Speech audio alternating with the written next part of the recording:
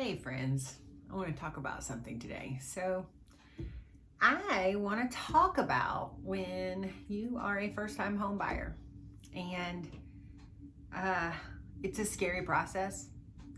So a couple of things I want to discuss is when we go on this journey together, we have a trust and a bond that comes in with that. And that goes on both sides. But what happens, you see, sometimes is that we have influencers in our life. And our influencers are mainly family members. And I understand that they matter.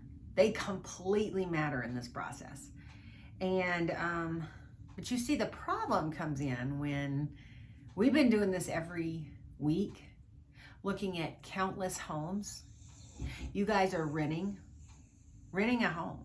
So with that being said, that we have this problem, you see. So we have these people in our lives that don't know the market, because if they've owned a home for the past anywhere above 5 years, so especially if they've owned a home for 20 years, now they think the value of their home is very high.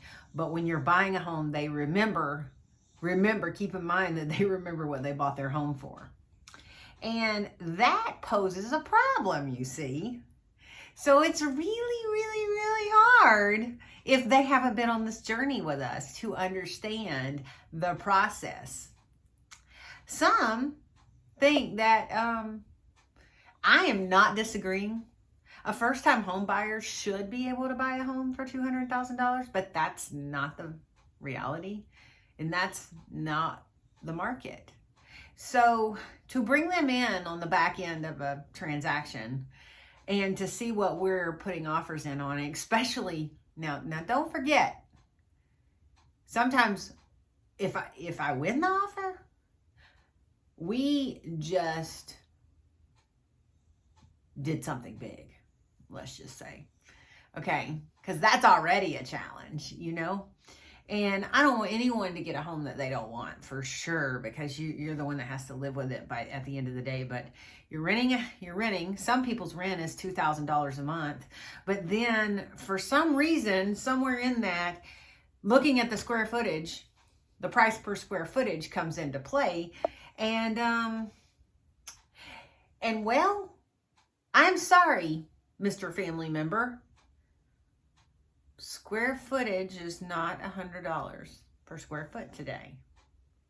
So educate yourself and understand that the market is not the way it was when you bought your house.